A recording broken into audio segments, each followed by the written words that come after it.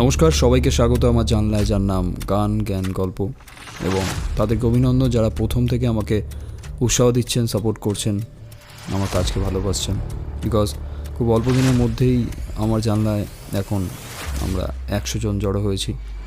আর এইভাবেই ভালোবাসতে থাকুন, সাপোর্ট করতে থাকুন, যাতে আরও কাজের উৎসাহ পাই, আরও জানলাটা বড় হতে থাকে। সত্যচারের যে সিরিজ শুরু হয়েছিল, যেখানে অলরেডি 2টো গল্প আপনাদের শুনিয়েছি, আজ সময় সত্যচারের তৃতীয় গল্প সত্যজিৎ রায়ের লেখা বারিন ভৌমিকের বেড়া। গল্প পাঠ এবং সকল চরিত্রে আমি ইন্দ্র।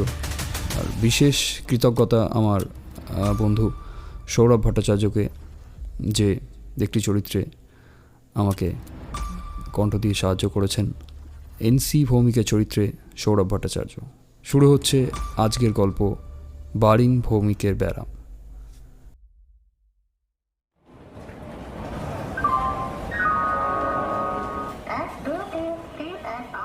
কন্ডাক্টরের নির্দেশ মতো ডি কামরায় ঢুকে বারিন ভৌমিক তার সুটকেসটা সিটের নিচে ঢুকিয়ে দিলেন।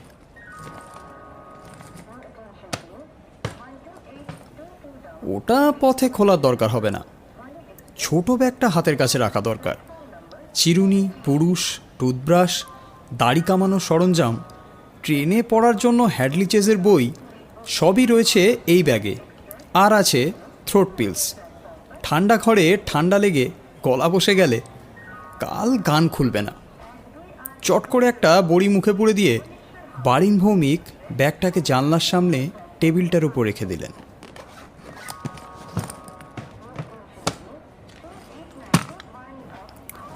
দিল্লিগামী ভেস্টিবিউল ট্রেন ছাড়তে আর মাত্র 7 মিনিট বাকি, অথচ তার কামরায় আর প্যাসেঞ্জার নেই কেন? এতখানি পথ কি একাই যাবেন তিনি? এতটা সৌভাগ্য কি তার হবে? এ যে একেবারে আয়েশের পরাক্রাসটা। অবস্থাটা কল্পনা করে বারিন ভৌমিকের গলা থেকে আপনি একটা গানের কলি বেরিয়ে পড়ল। বাগিচা তুই ফুল শাখাতে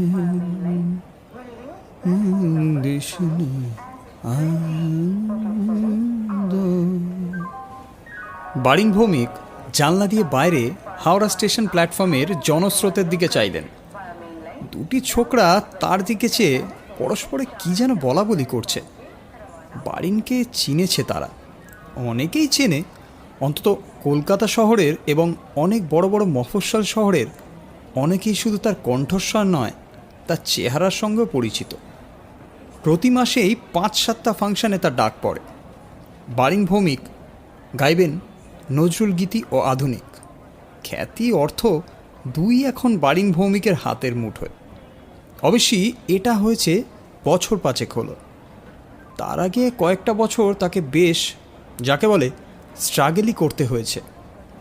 গানের জন্য নয়, গাইবার ক্ষমতাটা তার সহজাত, কিন্তু শুধু গাইলেই তো আর হয় না, তার সঙ্গে চাই কপাল জোর, আর চাই ব্যাকিং। 1967 সালে 19 পল্লীর পুজো প্যান্ডেলে ভোলা বাড়ুজ্জে তাকে দিয়ে যদি না জোর করে বসিয়া বিজনে গানখানা গাওয়াতেন। বারিন ভৌমিকের দিল্লি যাওয়াটাও এই গানেরই দৌলতে।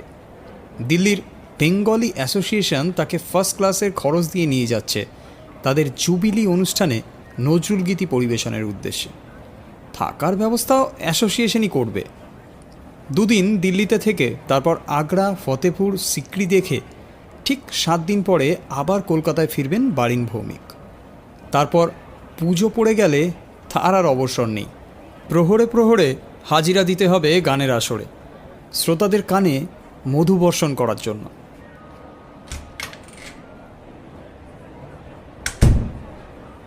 আপনার লাঞ্চের অর্ডারটা স্যার। কন্ডাক্টর গার্ড এসে দাঁড়িয়েছেন। কি পাওয়া যায়? বারিন প্রশ্ন করলেন।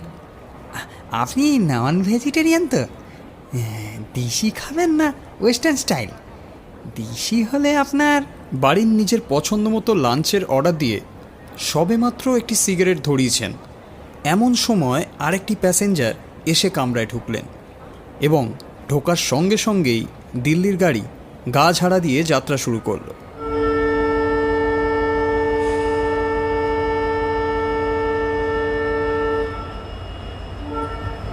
নবাগত যাত্রীটির সঙ্গে চোখাচোখি হতেই তাকে চেনা মনে হওয়ার কারণে বারিনের মুখে একটা হাসির আভাস দেখা দিল, কিন্তু আগন্তুকের দিক থেকে কোনো সাড়া না পেয়ে মুহূর্তেই সেটা মিলিয়ে গেল। বারিন কি তাহলে ভুল করলেন? ছি ছি ছি ছি, এই অবিবেচক বোকা হাসিটার কি দরকার ছিল? কি অপ্রস্তুত! মনে পড়ল একবার রেসের মাঠে একটি ব্রাউন পাঞ্জাবি পরা পৌর ভদ্রলোককে পিছন দিক থেকে "কি খবর ত্রিদীপদা" বলে পিঠে একটি প্রচণ্ড চাপড় মারার পর মুহূর্তেই বারিন বুঝেছিলেন তিনি আসলে ত্রিদীপদা নন। এই লজ্জাকর ঘটনার স্মৃতি তাকে অনেক দিন ধরে যন্ত্রণা দিয়েছিল। মানুষকে অপদস্থ করার জন্য কত রকম ফাঁদ যে চারিদিকে ছড়িয়ে রয়েছে। বারিন ভৌমিক আরেকবার আগন্তুকের দিকে দৃষ্টি দিলেন। ভদ্রলোক স্যান্ডেল খুলে সিটের উপর পা ছড়িয়ে বসে সদ্য কেনা ইলাস্ট্রেটেড উইকলিটা নেড়েচেড়ে দেখছেন। কি আশ্চর্য! আবার মনে হচ্ছে তিনি লোকটিকে আগে দেখেছেন। নিমেষের দেখা নয়, তার চেয়ে অনেক বেশিক্ষণের দেখা। কিন্তু কবে, কোথায়? ঘন ভুরু, সরু গোঁফ, পমেট দিয়ে পালিশ করা চুল, কপালের ঠিক মাঝখানে একটা ছোট্ট আঁচি। এই মুখ তার চেনা, নিশ্চয়ই চেনা। তিনি যখন সেন্ট্রাল টেলিগ্রাফে চাকরি করতেন তখনকার চেনা কি? কিন্তু একতরফা চেনা হয় কি করে? তার হাবভাব দেখে তো মনে হয় না যে তিনি কোশমিনকালেও বারিন ভৌমিককে দেখেছেন। আপনার লাঞ্চের অর্ডারটা। আবার কন্ডাক্টর গার্ড, বেশ হাসি খুশি হৃষ্টপুষ্ট অমায়িক ভদ্রলোকটি। শুনুন, আগন্তুক বললেন, লাঞ্চ তো হলো, আগে এক কাপ চা হবে কি? Certainly certainly. শুধু এক কাপ চা আর লিকার দিলেই হবে, আমি র টি খাই। বারিন ভৌমিকের হঠাৎ মনে হলো তার তলপেট থেকে নাড়ি ভুড়ি সব বেরিয়ে গিয়ে জায়গাটা একদম খালি হয়ে গেছে। আর তারপরেই মনে হলো তার হৃৎপিণ্ডটা হঠাৎ হাত পা গজিয়ে ফুসফুসের খাঁচাটার মধ্যে লাফাতে শুরু করেছে। শুধু গলার স্বর নয়, ওই গলার স্বরে বিশেষভাবে বিশেষ জোর দিয়ে বলা শুধু একটি কথা, রটি। ব্যাস, ওই একটি কথা বারিনের মনের সমস্ত অনিশ্চয়তাকে এক ধাক্কায় দূর করে দিয়ে সেই জায়গায় একটি স্থির প্রত্যয়কে এনে বসিয়ে দিয়েছে। বারিন যে এই ব্যক্তিটিকে শুধু দেখেছেন তা নয়, তার সঙ্গে ঠিক এই একইভাবে দিল্লিগামী ট্রেনের প্রথম শ্রেণীর শীততাপ নিয়ন্ত্রিত কামরায় মুখোমুখি বসে একটানা প্রায় 8 ঘন্টা ভ্রমণ করেছেন। তিনি নিজে যাচ্ছিলেন পাটনা তার আপন মামাতো বোন শিপ্রার বিয়েতে। তার 3 দিন আগে রেসের মাঠে ট্রিপল টোটে একসঙ্গে 7,500 টাকা জিতে তিনি জীবনে প্রথমবার প্রথম শ্রেণীতে ট্রেনে চড়ার লোভ সামলাতে পারেননি। তখনও তার গাইয়ে হিসাবে নাম হয়নি। ঘটনাটা ঘটে 64-এ, 9 বছর আগে। ভদ্রলোকের পদবিটাও যেন আবছা আবছা মনে পড়ছে। চ দিয়ে চৌধুরী, চক্রবর্তী, চ্যাটার্জি। কন্ডাক্টর গার্ড লাঞ্চের অর্ডার নিয়ে চলে গেলেন। বারিন অনুভব করলেন তিনি আর এই লোকটার মুখোমুখি বসে থাকতে পারছেন না। বাইরে করিডোরে গিয়ে দাঁড়ালেন। দরজার মুখ থেকে 5 হাত ডাইনে জয়ের দৃষ্টির বেশ কিছুটা বাইরে।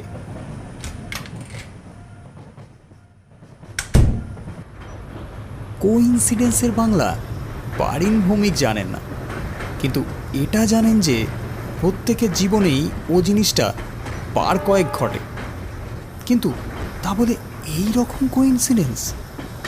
কিন্তু জো কি তাকে চিনেছেন? না চেনার দুটো কারণ থাকতে পারে। এক, হয়তো জয়ের স্মরণশক্তি কম, দুই, হয়তো এই 9 বছর বারিনের চেহারার অনেক পরিবর্তন হয়েছে। জানলা দিয়ে বাইরের চলমান দৃশ্যের দিকে দেখতে দেখতে বারিন ভাবতে চেষ্টা করলেন তার 9 বছর আগের চেহারার সঙ্গে আজকের চেহারার কী তফাৎ থাকতে পারে।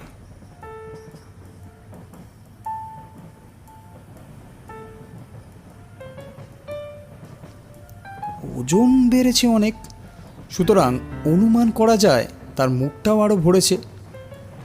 আর কি, চশমা ছিল না, চশমা হয়েছে। গোঁফ, কবে থেকে গোঁফ কামিয়ে ফেলছেন তিনি? হ্যাঁ, মনে পড়েছে, খুব বেশি দিন নয়, হাজরা রোডের সেই সেলুন। একটা নতুন ছোকরা নাপিত দুপাশের গোঁফ মিলিয়ে কাটতে পারল না। বাড়ির নিজে ততটা খেয়াল করেনি, কিন্তু আফিসের সেই গোপ্পে লিফটম্যান সুখদেও থেকে শুরু করে 62 বছরের বুড়ো ক্যাশিয়ার কেশববাবু পর্যন্ত যখন সেই নিয়ে মন্তব্য করলেন, তখন বাড়ির মরিয়া হয়ে তার সাথের গোপটি কামিয়ে ফেলেন। সেই থেকে আর রাখেননি। এটা 4 বছর আগের ঘটনা। গোফপাত, গালে মাংস যোগ, চোখে চশমা যোগ। বাড়িন খানিকটা নিশ্চিন্ত হয়ে আবার কামরায় এসে ঢুকলেন।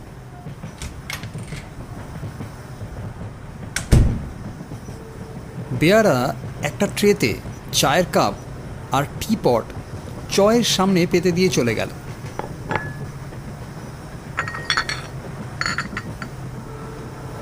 বারিনও পানীয়র প্রয়োজন বোধ করছিলেন, ঠান্ডা হোক বা গরম, কিন্তু বলতে গিয়েও বললেন না। যদি গলার স্বর চিনে ফেলে, আর চিনলে পরে যে কি হতে পারে সেটা বারিন কল্পনাও করতে চান না। অবশ্যই সবই নির্ভর করে কিরম লোক তার উপর। যদি অনিমেষদার মতো হন তাহলে বারিন নিস্তার পেতেও পারেন। একবার বাসে একটা লোক অনিমেষদার পকেট হাতড়াচ্ছিল। টের পেয়েও লজ্জায় তিনি কিছু বলতে পারেননি। মানিব্যাগ সমেত 4টি 10 টাকার নোট তিনি পকেটমারটিকে প্রায় একরকম দিয়েই দিয়েছিলেন। পরে বাড়িতে এসে বলেছিলেন, পাবলিক বাসে এক গাড়ি লোকের ভিতর একটা সিন হবে, আর তার মধ্যে একটা প্রমিনেন্ট পার্ট নেব আমি, এ হতে দেওয়া যায় না। এই লোক কি সেই রকম লোক? না হওয়াটাই স্বাভাবিক, কারণ অনিমেষদার মতো লোক বেশি হয় না। তাছাড়া চেহারা দেখেও মনে হয় এ লোক সেরকম নয়। ওই ঘন ভুরু, ঠোক্কর খাওয়া নাক, সামনের দিকে বেরিয়ে থাকা থুতনি, সব মিলিয়ে মনে হয় এ লোক বারিনকে চিনতে পারলেই তার লোমশ হাত দিয়ে শার্টের কলারটা খামচে ধরে বলবে, আপনি সেই লোক না যিনি 64-এ আমার ঘড়ি চুরি করেছিলেন? স্কাউন্ড্রেল! এই 9 বছর ধরে তোমায় খুঁজে বেড়াচ্ছি আমি। আজ আমি তোমার। আর ভাবতে পারলেন না বারিন ভৌমিক। এই ঠান্ডা কামড়াতেও তার কপাল ঘেমে উঠেছে। রেলওয়ের রেক্সিনে মোড়া বালিশে মাথা দিয়ে তিনি শটান সিটের উপর শুয়ে পড়ে বাঁ হাতটা দিয়ে চোখটা ঢেকে নিলেন। চোখ দেখেই সবচেয়ে সহজে মানুষকে চিনতে পারা যায়। বারিনও প্রথমে চোখ দেখেই চকে চিনতে পেরেছিলেন। প্রত্যেকটি ঘটনা পুঙ্খানুপুঙ্খভাবে তার মনে পড়ছে। শুধু চয়ের ঘড়ি চুরির ঘটনা না, সেই ছেলে বয়সে যা কিছু চুরি করেছেন সব তিনি চোখের সামনে দেখতে পাচ্ছেন।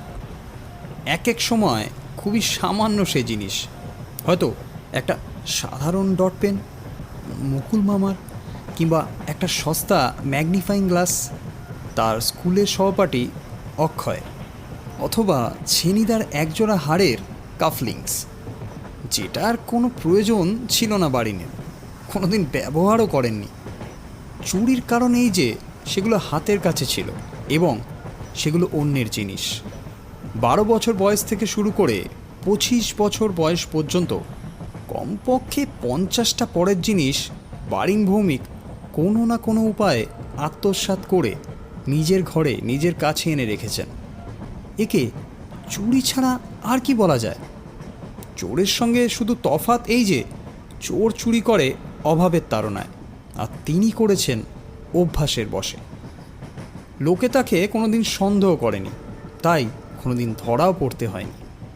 বারিন জানেন যে এইভাবে চুরি করাটা একটা ব্যারাম বিশেষ। একবার কথার ছলে এক ডাক্তার বন্ধুর কাছ থেকে তিনি ব্যারামের নামটাও জেনে নিয়েছিলেন, কিন্তু এখন মনে পড়ছে না। তবে 9 বছর আগে জয়ের ঘড়ি নেওয়ার পর থেকে আজ অবধি এ কাজটা বারিন আর কখনো করেনি। এমনকি করার সেই সাময়িক অথচ প্রবল আকাঙ্ক্ষাটাও অনুভব করেনি। বারিন জানেন যে এই উৎকট রোগ থেকে তিনি মুক্তি পেয়েছেন। তার অন্যান্য চুরির সাথে ঘড়ি চুরির একটা তফাৎ ছিল এই যে ঘড়িটার তার সত্যিই প্রয়োজন ছিল। রিস্ট ওয়াচ না, সুইজারল্যান্ডে তৈরি একটি ভারী সুন্দর ট্রাভেলিং ক্লক। একটা নীল চতুষ্কোণ বাক্স, তার ঢাকনাটা খুললেই ঘড়িটা বেরিয়ে এসে সোজা হয়ে দাঁড়িয়ে থাকে। অ্যালার্ম ঘড়ি, আর সেই অ্যালার্মের শব্দ এতই সুন্দর যে ঘুম ভাঙার সঙ্গে সঙ্গে কান জুড়িয়ে যায়। এই 9 বছর সমানে সেটা ব্যবহার করছেন বারিন ভৌমিক। তিনি যেখানেই গেছেন সেখানেই সঙ্গে গেছে ঘড়ি। আজকেও সে ঘড়ি তার সঙ্গেই রয়েছে, জানলার সামনে ওই টেবিলের উপর রাখা ব্যাগের মধ্যে। কতদূর যাবেন? বারিন তড়িৎপৃষ্ঠের মতো চমকে উঠলেন।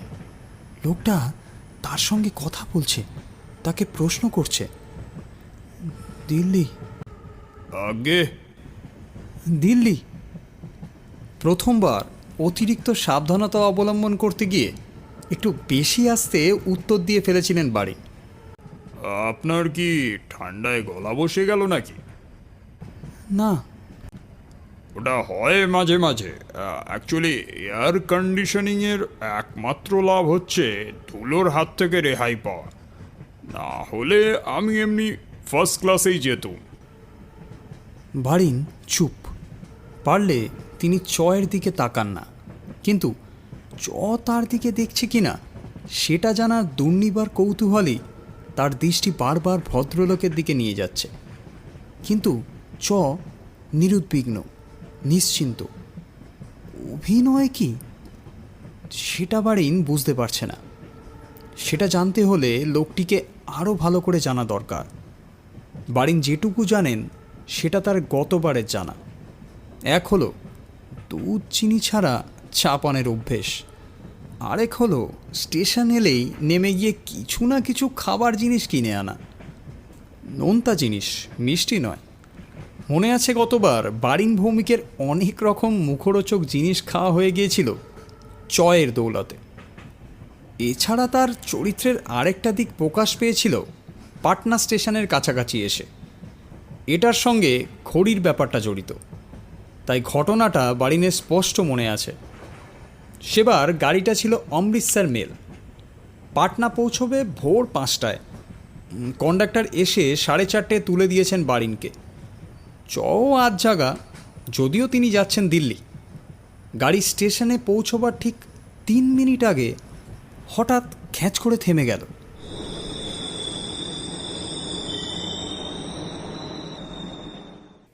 ব্যাপার কি? লাইনের উপর দিয়ে ল্যাম্প ও টর্চের ছোটাছুটি দেখে মনে হলো কোনো গোলমাল বেঁধেছে। শেষটায় গার্ড এসে বললেন একটা বুড়ো নাকি লাইন পার হতে গিয়ে ইঞ্জিনে কাটা পড়েছে, তার লাশ সরালেই গাড়ি চলবে। খবরটা পাওয়া মাত্র ভারী উত্তেজিত হয়ে স্লিপিং স্যুট পরেই অন্ধকারে নেমে চলে গেলেন ব্যাপারটা চাক্ষুষ দেখতে। এই সুযোগেই বারিন তার বাক্স থেকে ঘড়িটা বার করে নেন। সেই রাত্রেই চকে দেখেছিলেন সেটায় দম দিতে।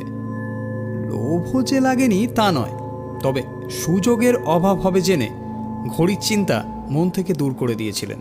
এই মুহূর্তে অপ্রত্যাশিতভাবে সে সুযোগ এসে পড়তে সে লোভ এমনভাবে মাথা চাড়া দিয়ে ওঠে যে বাঙ্কের উপর অন্য একটি ঘুমন্ত প্যাসেঞ্জার থাকা সত্ত্বেও তিনি ঝুঁকি নিতে দ্বিধাবোধ করেননি। কাজটা করতে তার লাগে মাত্র 15-20 সেকেন্ড। ফিরলেন প্রায় মিনিট 5 পর। হরিবল ব্যাপার, বিকিরি, ধর একদিকে মুড়ো একদিকে। সামনে কাউ ক্যাচার থাকতে কাটা যে কেন পড়ে বুঝতে পারি না মশাই। ওটার উদ্দেশ্য তো লাইনে কিছু পড়লে সেটাকে ঠেলে বাইরে ফেলে দেওয়া। পাটনায় নেমে স্টেশন থেকে বেরিয়ে মেজমামার মোটরে ওঠার সঙ্গে সঙ্গেই বারিন ভৌমিকের তলপেটের অস্বস্তিটা ম্যাজিকের মতো উবে যায়। তার মন বলে ঘড়ির মালিকের সঙ্গে এতকাল যে ব্যবধান ছিল, কেউ কারোর নাম শোনেনি, কেউ কাউকে দেখেনি। গত 8 ঘন্টার আকস্মিক সান্নিধ্যের পর আবার সেই ব্যবধান এসে পড়েছে। এরপরে আবার কোনো দিন পরস্পরের দেখা হওয়ার সম্ভাবনা কোটিতে 1, কিংবা হয়তো তার চেয়েও কম। কিন্তু এই তিল প্রমাণ সম্ভাবনাই যে 9 বছর পরে হঠাৎ সত্যে পরিণত হবে, সেটাকে জানত। বারিন মনে মনে বললেন, এই ধরনের ঘটনা থেকেই মানুষ কুসংস্কারের জালে জড়িয়ে পড়ে। আপনি কি দিল্লির বাসিন্দা না কলকাতার? বারিনের মনে পড়ল সেবারও লোকটা তাকে নানা রকম প্রশ্ন করেছিল। এই গায়ে পড়া আলাপ বারিনের ঠিক পছন্দ হয় না। কলকাতা, বারিন জবাব দিলেন। তার অজান্তেই তার স্বাভাবিক গলার স্বরটা বেরিয়ে পড়েছে। বারিন নিজেকে ধিক্কার জানালেন। ভবিষ্যতে তাকে আরও সতর্ক হতে হবে। কিন্তু এ কি, ভদ্রলোক তার দিকে এভাবে একদৃষ্টে চেয়ে রয়েছেন কেন? সহসা এহেন কৌতূহলের কারণ কি? বারিন অনুভব করলেন তার নাড়ি আবার চঞ্চল হয়ে উঠেছে। আপনার কি রিসেন্টলি কোনো ছবি বেরিয়েছে কাগজে? বারিন বুঝলেন এই ব্যাপারে সত্য গোপন করা বুদ্ধিমানের কাজ হবে না। ট্রেনে অন্যান্য বাঙালি যাত্রী রয়েছে, তাদের মধ্যে কেউ না কেউ তাকে চিনে ফেললেও ফেলতে পারে। এর কাছে নিজের পরিচয়টা দিলে ক্ষতি কি?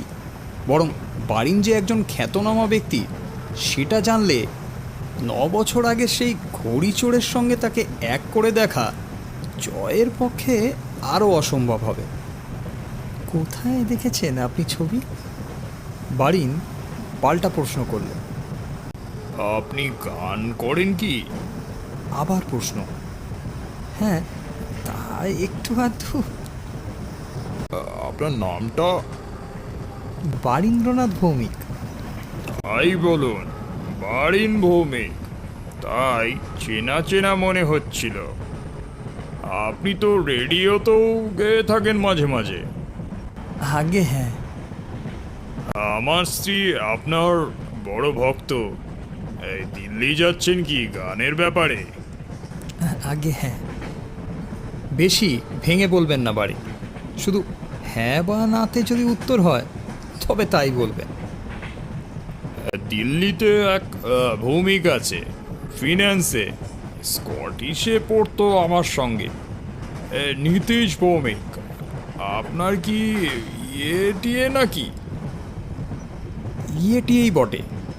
বারিনের খুড়তুতো দাদা, কড়া সাহেবী মেজাজের লোক, তাই বারিনের আত্মীয় হলেও সমগোত্রীয় নয়। আগে না, আমি চিনি না। এখানে মিথ্যে বলাটাই শ্রেয় বিবেচনা করলেন বাড়ি। লোকটা এবার কথা বন্ধ করলে পারে। এত জেরা কেন বাপু? যাক, লাঞ্চ এসে গেছে। আশা করি কিছুক্ষণের জন্য প্রশ্নমান বন্ধ হবে। হলো তাই। ভোজন রসিক। একবার মুখে খাদ্য প্রবেশ করলে কথা রাস্তা যেন আপনা থেকেই বন্ধ হয়ে যায়। কিন্তু বারিন ভৌমিকের ভয় খানিকটা কেটে গেলেও একটা অস্বস্তি এখনও রয়ে গেছে। এখনও 20 ঘন্টার পথ বাকি। মানুষের স্মৃতিভাণ্ডার বড় আশ্চর্য জিনিস। কিসে খোঁচা মেরে কোন আদ্যিকালের কোন স্মৃতিকে জাগিয়ে তুলবে তার কিচ্ছু ঠিক নেই। ওই যেমন রটি। বারিনের বিশ্বাস ওই বিশেষ কথাটা না শুনলে যে সেই 9 বছর আগের ঘড়ির মালিক সে ধারণা কিছুতেই ওর মনে বদ্ধমূল হতো না। সেরকম বারিনেরও কোনো কথায় বা কাজে যদি তার পুরনো পরিচয়টা জয়ের কাছে ধরা পড়ে যায়। এই সব ভেবে বারিন স্থির করল যে তিনি কথাও বলবেন না, কাজও করবেন না। খাবার পর মুখের সামনে হ্যাডলি চেজের বইটা খুলে বালিশে মাথা দিয়ে শুয়ে রইলেন। প্রথম পরিচ্ছদটা শেষ করে সাবধানে ঘাড় ফিরিয়ে দেখলেন যে ঘুমিয়ে পড়েছে, অন্তত দেখলে তাই মনে হয়। ইলাস্ট্রেটেড উইকলিটা হাত থেকে মেঝেতে পড়ে গেছে, চোখ দুটো হাতে ঢাকা, কিন্তু বুকের ওঠানামা দেখে ঘুমন্ত লোকের স্বাভাবিক স্বচ্ছন্দ নিঃশ্বাস বলেই মনে হয়। বারিন জানলা দিয়ে বাইরের দিকে চাইলেন। মাঠ ঘাট গাছপালা খোলার বাড়ি মিলিয়ে বিহারের রুক্ষ দৃশ্য। জানলার ডাবল কাচ ভেদ করে ট্রেনের শব্দ প্রায় পাওয়াই যায় না, যেন দূর থেকে শোনা অনেক মৃদঙ্গে একই সঙ্গে একই বোল তোলার শব্দ। ধান্দিনাক নান্দিনাক, ধান্দিনাক নান্দিনাক, ধান্দিনাক নান্দিনাক। এই শব্দের সঙ্গে এবার যোগ হয় আরেকটি শব্দ, চয়ের নাসিকা ধ্বনি।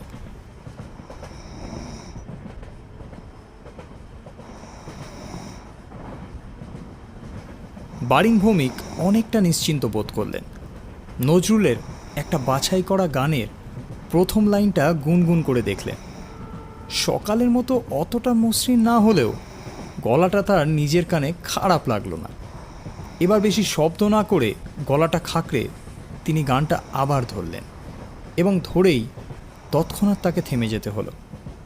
একটা চরম বিভীষিকাজনক শব্দ তার গলা শুকিয়ে দিয়ে গান বন্ধ করে দিয়েছে।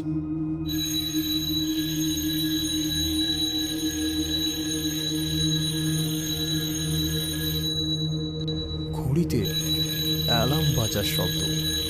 তার ব্যাগের মধ্যে রাখা সুইস ঘড়িতে কেমন করে জানি অ্যালার্ম বেজে উঠেছে এবং বেজেই চলেছে। বারিন ভৌমিকের হাত পা পিঠের মধ্যে সিঁধিয়ে গেছে, তার দেহ কাষ্ঠবদ্ধ, তার দৃষ্টি ঘুমন্ত চয়ের দিকে নিবদ্ধ। চয়ের ডান হাত যেন একটু নড়ল। বারিন প্রমাদ গুনলেন। চয়ের ঘুম ভেঙেছে, চোখের উপর থেকে হাত সরে এলো। গেলাসটা বুঝি? ওটাকে নামিয়ে রাখুন তো, ভাইব্রেট করছে। বারিন ভৌমিক দেয়ালে লাগানো লোহার আংটার ভেতর থেকে গেলাসটা তুলতেই শব্দটা থেমে গেল। সেটা টেবিলে রাখার আগে তার ভিতরে জলটুকু খেয়ে গলাটা ভিজিয়ে তিনি খানিকটা আরাম পেলেন। তবু গানের অবস্থায় আসতে দেরি আছে। হাজারিবাগ রোডের কিছু আগে এলো চা।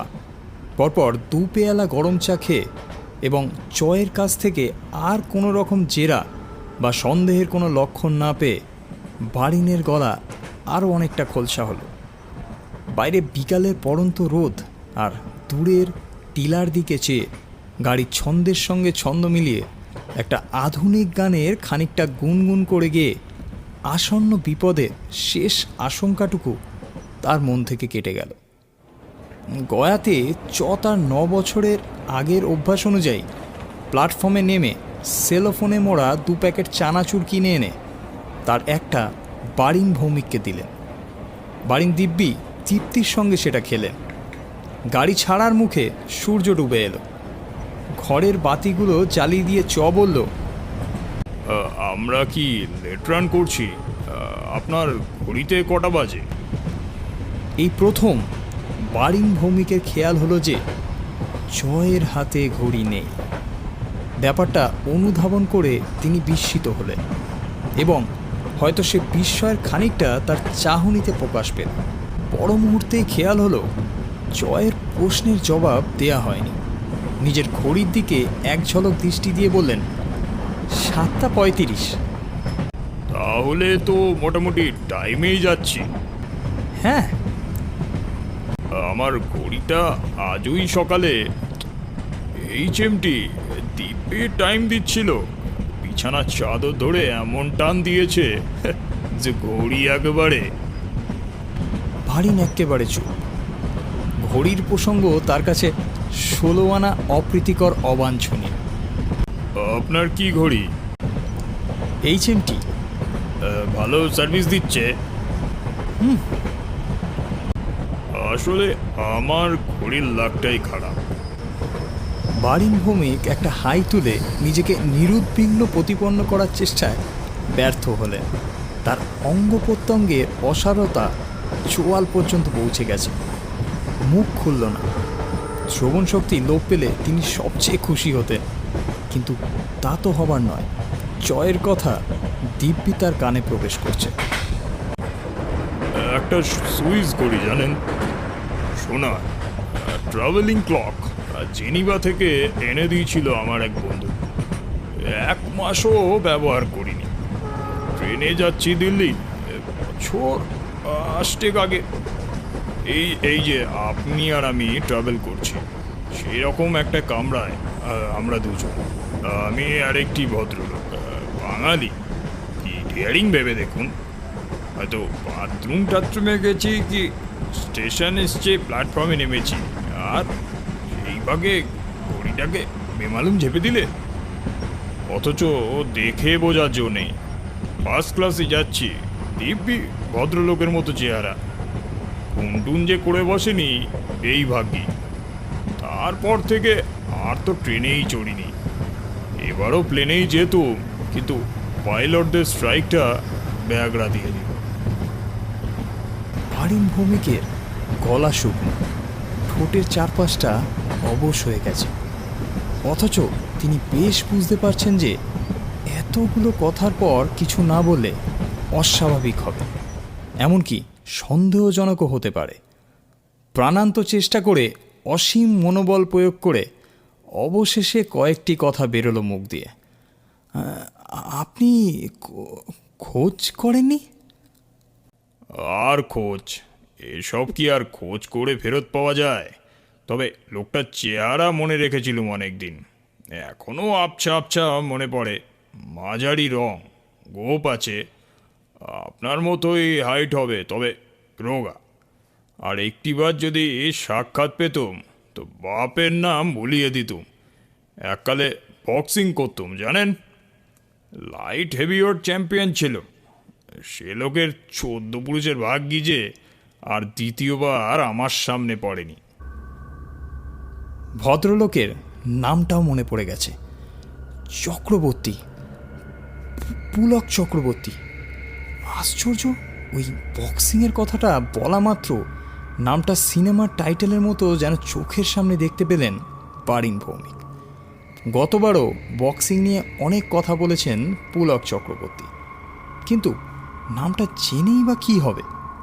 ইনি তো আর কোনো অপরাধ করেননি। অপরাধী বারিন নিজে, আর সেই অপরাধের বোঝা দুর্বিষহ হয়ে উঠেছে। সব স্বীকার করলে কেমন হয়? ঘড়িটা ফেরত দিলে কেমন হয়? হাতের কাছে ব্যাগটা খুললেই তো। ধুর পাগল, এসব কী চিন্তাকে প্রশ্রয় দিচ্ছেন বারিন ভৌমিক? নিজেকে চোর বলে পরিচয় দেবেন? প্রখ্যাত কণ্ঠশিল্পী তিনি না বলিয়া পরের দ্রব্য নেওয়ার কথা স্বীকার করবেন? তার ফলে তার নাম যখন ধুলোয় লুটোবে, তখন আর গানের ডাক আসবে কহুকে? তার ভক্তের দলই বা কী ভাববে, কী বলবে? ইনি নিজেই যে সাংবাদিক নন বা সংবাদপত্রের সঙ্গে যুক্ত নন, তারই বা কী গ্যারেন্টি আছে? না, স্বীকার করার প্রশ্নই ওঠে না। হয়তো স্বীকার করার প্রয়োজনও নেই। পুলক চক্রবর্তী ঘন ঘন চাইছেন তার দিকে। আরও 16 ঘন্টা আছে দিল্লি পৌঁছতে। কোনো এক বিভৎস মুহূর্তে ফস করে চিনে ফেলার দীর্ঘ সুযোগ পড়ে আছে তার কাছে। আরে এই তো সেই লোক।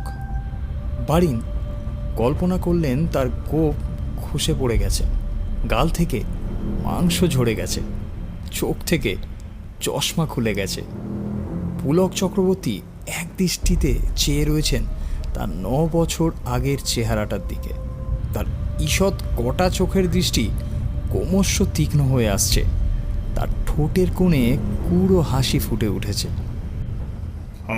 বাছাধন, পথে এসো এবার।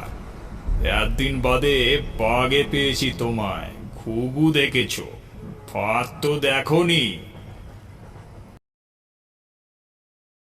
10টা নাগাদ বারিন ভৌমিকের কম্প দিয়ে জ্বর এলো। গার্ডকে বলে তিনি একটি অতিরিক্ত কম্বল চেয়ে নিলেন। তারপর দুটি কম্বল একসঙ্গে পা থেকে নাক অবধি টেনে নিয়ে শয্যা নিলেন। পুলক চক্রবর্তী কামরার দরজা বন্ধ করে ছিটকিনি লাগিয়ে দিলেন। বাতি নেবাতে গিয়ে বাড়িনের দিকে ফিরে জিজ্ঞেস করলেন, আপনাকে অসুস্থ বলে মনে হচ্ছে, ওষুধ খাবেন? ভালো বড়ি আছে আমার কাছে, দুটো খেয়ে নিন। এয়ার কন্ডিশনিংয়ের অভ্যাস নেই বোধ হয়। ভৌমিক বড়ি খেলেন। একমাত্র ভরসা যে ঘড়িচোর বলে চিনতে পারলেও তাকে অসুস্থ দেখে অনুকম্পাবশত পুলক চক্রবর্তী কঠিন শাস্তি থেকে বিরত হবেন। একটা ব্যাপার তিনি ইতিমধ্যে স্থির করে ফেলেছেন, পুলক তাকে চিনতে না পারলেও কাল দিল্লি পৌঁছাবার আগে কোনো এক সুযোগে সুইস ঘড়িটা তার আসল মালিকের বাক্সে চালান দিতে হবে। যদি সম্ভব হয় তো মাঝরাত্রেই কাজটা সারা যেতে পারে, কিন্তু জ্বরটা না কমলে কম্বলের তলা থেকে বেরোনো সম্ভব হবে না। এখনও মাঝে মাঝে সমস্ত শরীর কেঁপে উঠছে। পুলক তার মাথার কাছে রিডিং ল্যাম্পটা জ্বালিয়ে রেখেছেন, তার হাতে খোলা একটা পেপার ব্যাগ বই। কিন্তু তিনি কি সত্যিই পড়ছেন, না বইয়ের পাতায় চোখ রেখে অন্য কিছু চিন্তা করছেন? বইটা একভাবে ধরা রয়েছে কেন? পাতা তো উল্টোচ্ছেন না। কতক্ষণ সময় লাগে পাশাপাশি দুটো পাতা পড়তে? এবার বাড়িন লক্ষ্য করলেন যে পুলকের দৃষ্টি বইয়ের পাতা থেকে সরে আসছে। তার মাথাটা ধীরে ধীরে পাশের দিকে ঘুরল। দৃষ্টি ঘুরে আসছে বাড়িনের দিকে। বাড়িন চোখ বন্ধ করলেন। বেশ কিছুক্ষণ চোখ বন্ধ করে রইলেন। এখনও কি পুলক চেয়ে আছেন তার দিকে? খুব সাবধানে চোখের পাতা দুটোকে যৎসামান্য ফাঁক করলেন বাড়ি, আবার তৎক্ষণাৎ বন্ধ করে নিলেন। পুলক শটান চেয়ে আছে তার দিকে। বাড়িন অনুভব করলেন তার বুকের ভিতরে সেই ব্যাঙটা আবার লাফাতে শুরু করেছে। পাজরার হাড়ে আবার ধাক্কা পড়ছে। ধুকপুক ধুকপুক ধুকপুক ধুকপুক। দাদরার ছন্দ, ট্রেনের চাকার গম্ভীর ছন্দের সঙ্গে মিলে যাচ্ছে সে ছন্দ। একটা মৃদু খচ শব্দের সঙ্গে সঙ্গে চোখ বন্ধ অবস্থাতেই বাড়িন বুঝতে পারলেন যে কামরার শেষ বাতিটাও নিভে গেছে। এবার সাহস পেয়ে চোখ খুলে বাড়িন দেখলেন যে দরজার পর্দার ফাঁক দিয়ে আসা ক্ষীণ আলো কামরার অন্ধকারকে জমাট বাঁধতে দেয়নি। সেই আলোয় দেখা গেল পুলক চক্রবর্তী তার হাতের বইটা বাড়িনের ব্যাগের পাশে রাখলেন। তারপর কম্বলটাকে একেবারে থুতনি অবধি টেনে পাশ ফিরে বাড়িনের মুখোমুখি হয়ে একটা সশব্দ হাই তুললেন। বাড়িন ভৌমিক টের পেলেন তার হৃৎস্পন্দন ক্রমে স্বাভাবিক হয়ে এসছে। কাল সকালে পুলকের ট্রাভেলিং ক্লক তার নিজের ব্যাগ থেকে পুলকের সুটকেসের জামা কাপড়ের তলায় চালান দিতে হবে। সুটকেসে চাবি লাগানো নেই। একটুক্ষণ আগেই পুলক স্লিপিং স্যুট বার করে পড়েছে। বাড়িনির কাঁপুনি বন্ধ হয়ে গেছে। বোধহয় ওষুধে কাজ দিয়েছে। কি ওষুধ দিলেন ভদ্রলোক? নামটা জিজ্ঞেস করা হয়নি। অসুস্থতার ফলে দিল্লির সঙ্গীত রসিকদের বাহবা থেকে যাতে বঞ্চিত না হন সেই আশায় অন্তত ব্যগ্রভাবে পুলক চক্রবর্তী দেয়া বড়ি তিনি গিলে ফেলেছেন। কিন্তু এখন মনে হচ্ছে না, এসব চিন্তাকে প্রশ্রয় দেবেন না তিনি। গেলাসের ঠুনঠুনিকে অ্যালার্ম ক্লক ভেবে কী অবস্থা হয়েছিল। এসবের জন্য দায়ী তার অপরাধবোধ জর্জরিত অসুস্থ মন। কাল সকালে তিনি এর প্রতিকারের ব্যবস্থা করবেন। মন খোলসা না হলে গলা খুলবে না, গান বেরোবে না।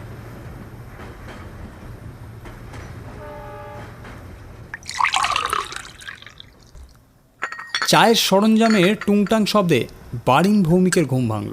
বেয়ারা এসেছে ট্রে নিয়ে, চা, রুটি, মাখন, ডিমের অমলেট। এসব তার চলবে কি? জ্বর কি এখনও আছে?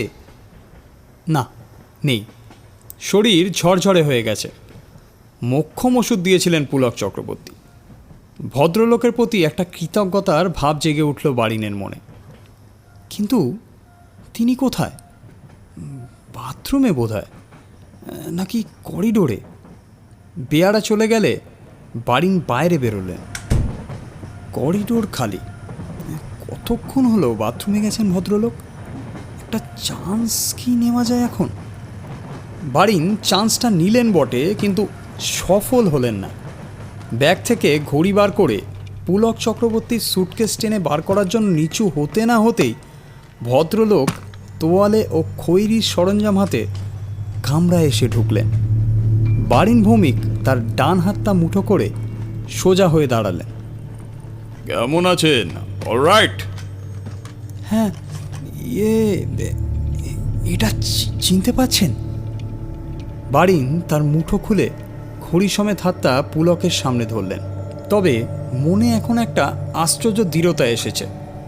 চুরির ব্যারাম তিনি অনেক দিন আগে কাটিয়ে উঠেছেন, কিন্তু এই যে লুকোচুরি, সেটাও তো চুরি। এই ঢাক ঢাক গুড়গুড় কিন্তু করব ভাব, এই তলপেট খালি, গলা শুকনো, কান গরম, বুক ধুকপুক, এটাও তো একটা ব্যারাম। এটাকে কাটিয়ে না উঠলে নিস্তার নেই, স্বস্তি নেই। পুলক চক্রবর্তী তার তোয়ালের একটা অংশ তার ডান হাতের তর্জনীর সাহায্যে সবেমাত্র কানের মধ্যে গুজেছিলেন। এমন সময় বারিনের হাতে ঘড়িটা দেখে হাত তার কানেই রয়ে গেল। বারিন বললেন, আমি সেই লোক, মোটা হয়েছি, গোপটা কামিয়েছি আর চশমা নিয়েছি। আমি পাটনা যাচ্ছিলাম, আপনি দিল্লি 64-এ। সেই যে একটি লোক কাটা পড়ল, আপনি দেখতে নামলেন, সেই সুযোগে আমি ঘড়িটা নিয়ে নিই। পুলকের দৃষ্টি এখন ঘড়ি থেকে সরে বারিনের চোখের উপর নিবদ্ধ হলো। বারিন দেখলেন তার কপালের মাঝখানে নাকের ওপর দুটো সমান্তরাল খাঁজ। চোখের সাদা অংশটা অস্বাভাবিক রকম প্রকট। ঠোঁট দুটো ফাঁক হয়ে গিয়ে কিছু বলার জন্য তৈরি হয়েও কিছু বলতে পারছে না। বারিন বলে চললেন, আসলে ওটা আমার একটা ব্যারাম, জানেন। মানে আমি আসলে চোর নই। ডাক্তারিতে এর একটা নাম আছে, এখন ঠিক মনে পড়ছে না। যাই হোক, এখন আমি একেবারে নর্মাল। ঘড়িটা একদিন ছিল, ব্যবহারও করেছি, আজও সঙ্গে রয়েছে। আপনার সঙ্গে দেখা হয়ে গেল, প্রায় মিরাক্কেলের মতো। তাই আপনাকে ফেরত দিচ্ছি। আশা করি আপনার মনে কোনো থাকবে না। পুলক চক্রবর্তী একটা অস্ফুট থ্যাঙ্কস ছাড়া আর কিছু বলতে পারলেন না। তার হারানো ঘড়ি তার নিজের কাছে ফিরে এসেছে। হতভম্ব হয়ে সেটি হাতে নিয়ে তিনি দাঁড়িয়ে আছেন। বারিন তার ব্যাগ থেকে দাঁতের মাজন, টুথব্রাশ ও দাড়ি কামানোর সরঞ্জাম বার করে তোয়ালেটা র্যাক থেকে নামিয়ে নিয়ে কামরার দরজা দিয়ে বেরিয়ে গেলেন। বাথরুমে ঢুকে দরজা বন্ধ করে নজরুলে কত রাতি প্রহার বিফলে হায় গানের খানিকটা গিয়ে বুঝলেন যে তার কণ্ঠের স্বাভাবিক সাবলীলতা তিনি ফিরে পেয়েছেন। ফাইন্যান্সের এনসি ভৌমিককে টেলিফোনে পেতে প্রায় 3 মিনিট সময় লাগলো। শেষে একটা পরিচিত কণ্ঠে শোনা গেল, হ্যালো, কে নীতিশদা? আমি ভদু। কি রে, তুই এসে গেছিস? আজ যাবো তোর গলাবাজি শুনতে। তুইও একটা কেউ কেটা হয়ে গেলি শেষটায়, বাবা যায় না। যাক, কি খবর বল? হঠাৎ নীতিশদাকে মনে পড়লো কেন? পুলক চক্রবর্তী বলে কাউকে চিনতে? তোমার সঙ্গে নাকি স্কটিশে পড়তো, বক্সিং করতো। কে? ঝাড়ুদার? ঝাড়ুদার? ও, যে সব জিনিসপত্র ঝেড়ে দিত। ওর ফাউন্টেন পেন, লাইব্রেরির বই, কমন রুম থেকে টেবিল টেনিস ব্যাট। আমার প্রথম রনসনটা তো ওই ছেড়েছিল। অথচ অভাব নেই, বাপ রিচ ম্যান। ওটা এক ধরনের ব্যারাম, জানিস তো? বেয়ারাম? জানিস না? ক্লেপটোমেনিয়া, KLEP। টেলিফোনটা নামিয়ে রেখে বারিন ভৌমিক তার খোলা স্যুটকেসটার দিকে দেখলেন। হোটেলে এসে স্যুটকেস খুলতেই কিছু জিনিসের অভাব তিনি লক্ষ্য করেছেন। এক কার্টেন 3 কাসল সিগারেট, একটা জাপানি বায়নাকুলার, 5টা 100 টাকার নোট সমেত একটা মানি ব্যাগ। ক্লেপটোমেনিয়া, বারিন নামটা জানতেন কিন্তু ভুলে গেছিলেন, আর ভুলবেন না।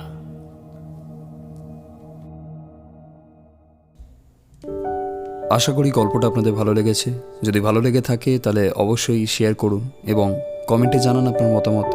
যদি কোনো সাজেশন থাকে সেটাও দিতে পারেন, যাতে ভবিষ্যতে আরও সমৃদ্ধ হতে পারি। আর একটু বেশি করে শেয়ার করুন যাতে জানলাটা খুব ইমিডিয়েট আরও বড় হয়, আরও অনেকজন আসতে পারে, অনেকজন শুনতে পারে আমার গান, জ্ঞান, গল্প। আবার শোনা হচ্ছে পরের সপ্তাহে। আপাতত ভালো থাকবেন, সুস্থ থাকবেন। ধন্যবাদ।